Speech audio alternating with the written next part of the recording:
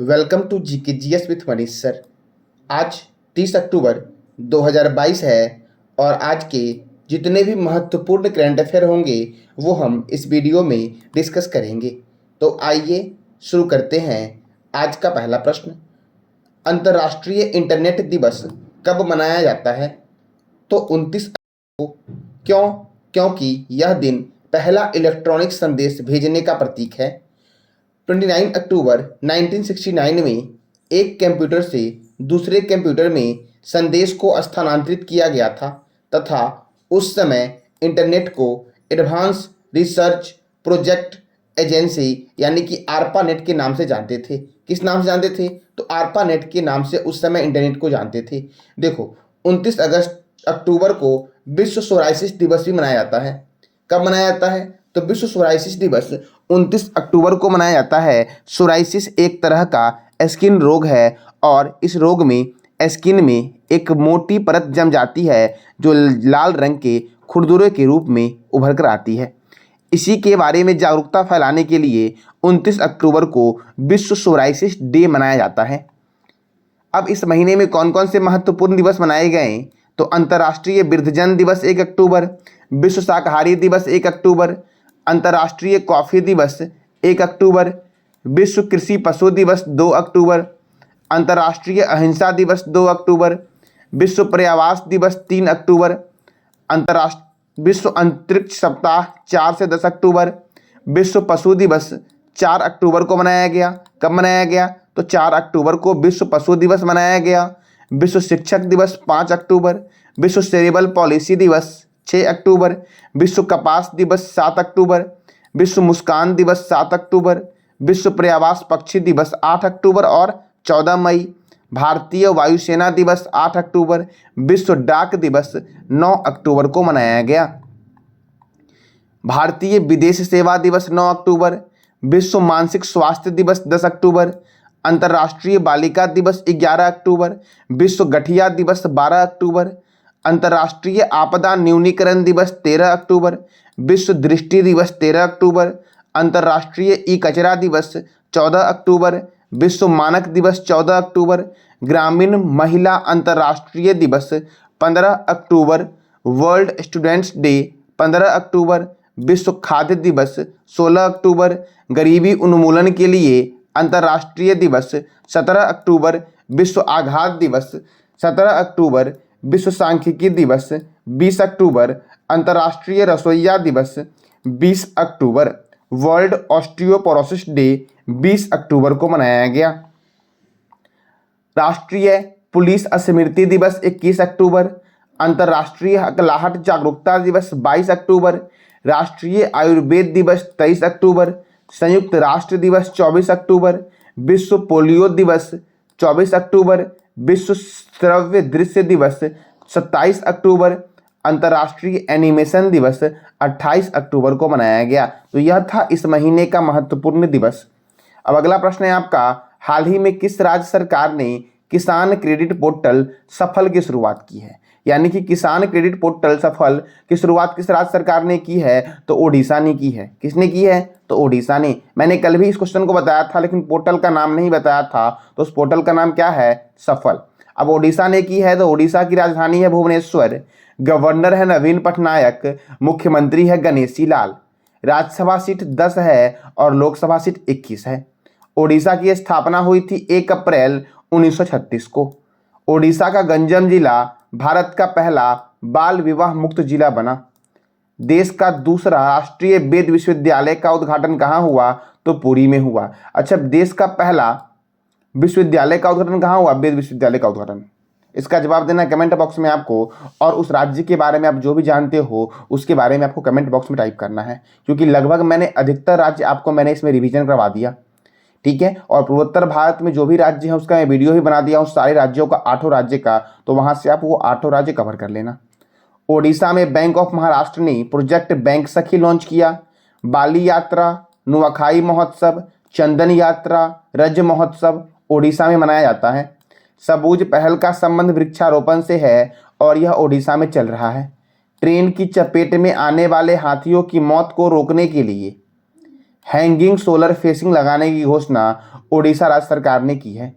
विश्व का सबसे बड़ा हॉकी स्टेडियम जो बन रहा है वो राउरकेला में बन रहा है, जिसका नाम है Birsa Munda hockey stadium. Football for all पहल फीफा के द्वारा शुरू किया गया। FIFA federation international de football association, जिसके चेयरमैन प्रेसिडेंट हैं गियानी इन्फेंटिनो। अच्छा, आज आपको कल आपने बताया था फीफा के बारे में, आज आपको बताना है फुटबॉल के बारे में कि फुटबॉल में कितने प्लेयर होते हैं और फुटबॉल का जन्म किस देश में हुआ, इसके बारे में आपको बताना है कमेंट बॉक्स में।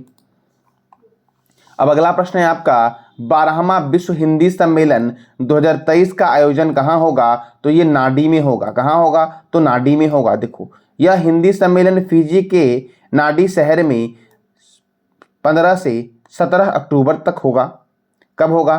तो 15 से 17 अक्टूबर तक होगा और इस सम्मेलन का आयोजन भारत के विदेश मंत्रालय और फिजी सरकार के सहयोग से की जाएगी।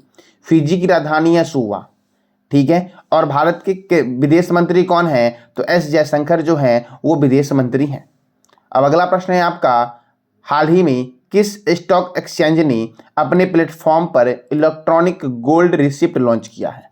तो इलेक्ट्रॉनिक गोल्ड रिसिप्ट जो लॉन्च किया गया है वो BSE अर्थात बॉम्बे स्टॉक एक्सचेंज के द्वारा लॉन्च किया गया है। अब बॉम्बे स्टॉक एक्सचेंज तो नाम से ही समझ गए होंगे, इसका हेडक्वार्टर है मुंबई में। कहाँ पर है? तो बॉम्बे स्टॉक एक्सचेंज का मुख्यालय मुंबई में है और इसकी स्थापना हुई थी 9 जुलाई 1875 को। बॉम्बे स्टॉक एक्सचेंज के चेयरमैन हैं SS मुंद्रा। कौन है? SS Mundra Bombay stock exchange के चेयरमैन हैं। अगला प्रश्न है आपका, हाल ही में भारत सरकार आतंकवाद के मामले से निपटने के लिए किस वर्ष तक सभी राज्यों में राष्ट्रीय जांच एजेंसी की स्थापना करेगी?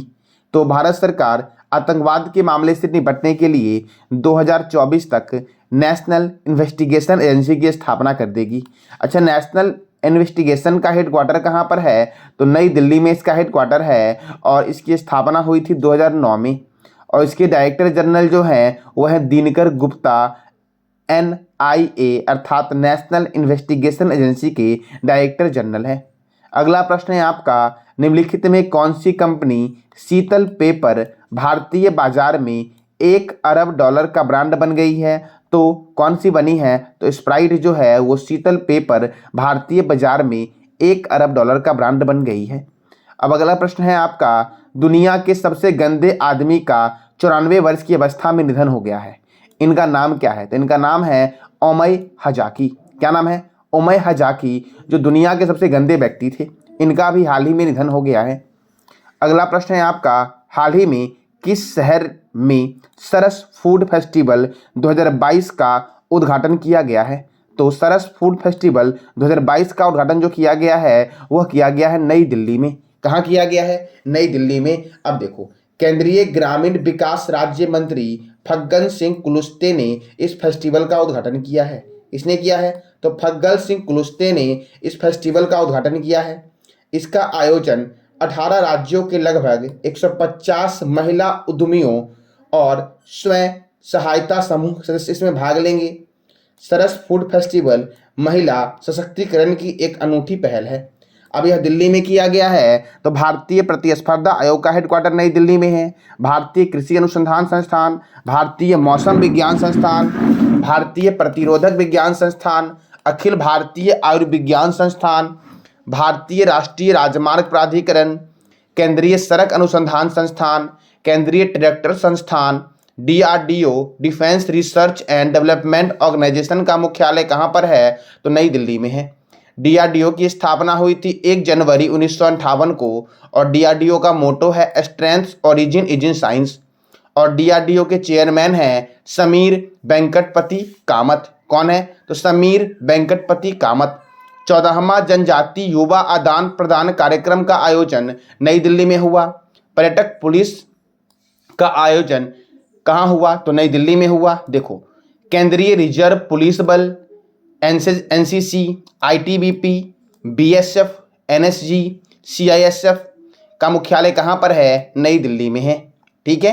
अब देखो, हुमायूं का मकबरा का निर्माण हाजी बेगम ने करवाया था। इसका मुख्यालय कहाँ पर है? हुमायूं के मकबरा का निर्माण हाजी बेगम ने करवाया था और यह नई दिल्ली में है। सफदरगंज का मकबरा का निर्माण शुजाउद्दौला ने करवाया था और यह नई दिल्ली में है। खिड़की मस्जिद का निर्माण गयासुद्दीन तुगलक ने करवाया था।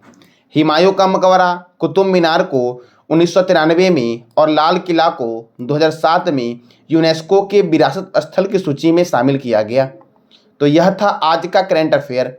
मैंने कल आपसे पूछा था कि हाल ही में किस राज्य सरकार ने बच्चों के खिलाफ साइबर अपराध को रोकने के लिए कंजुप ऐप लॉन्च किया है। तो केरल ने। किसने किया है? तो केरल ने। अब केरल ने किया है तो केरल की राजधानी है तिरुअनंतपुरम। केरल के गवर्नर है अरिफ मोहम्मद खान। केरल के मुख्यमंत्री हैं पिनरई विजयन और केरल में राज्यसभा सीट 9 है तथा लोकसभा सीट 20 है। Parambikulam national park, Periyar national park, silent valley national park Kerala में है। ऑनलाइन सरकारी ई टैक्सी सेवा शुरू करने वाला भारत का पहला राज्य केरल है। कौन है? तो ऑनलाइन सरकारी ई टैक्सी सेवा शुरू करने वाला भारत का पहला राज्य केरल है। संतोष ट्रॉफी 2022 का खिताब केरल ने पश्चिम बंगाल को हराकर जीता। राज्य का पहला वैज्ञानिक पक्षी एटलस केरल को मिला। देश की पहली पेपरलेस अदालत केरल हाई कोर्ट बनी। अपनी खुद की इंटरनेट सेवा शुरू करने वाला भारत का पहला राज्य केरल बना। जीएसटी चोरी को रोकने के लिए लक्की बिल ऐप केरल ने लॉन्च किया। भारत का पहला सफल पूर्ण हाथ प्रत्यारोपण केरल में हुआ। केरल के अमृता हॉस्पिटल में हुआ था। ठीक है। पुनमद्दा झील में नेहरू बोट रेस का आयोजन हुआ। नौसेना नौकायान प्रतियोगिता 2022 का आयोजन केरल में हुआ और महिलाओं के अनुकूल पर्यटन परियोजना की शुरुआत जो हुई वह कहाँ पर हुई? तो केरल में हुई। आज का आपका प्रश्न है, हाल ही में कहाँ समृद्धि योजना की शुरुआत हुई है? तो इसका जवाब देना है कमेंट बॉक्स में और आपको इस चारों ऑप्शन से एक एक प्रश्न का जवाब देना है कमेंट बॉक्स में। तो ये था आज का आपका करंट अफेयर। जानकारी अच्छी लगी हो तो लाइक करें, शेयर करें और सब्सक्राइब करें। धन्यवाद।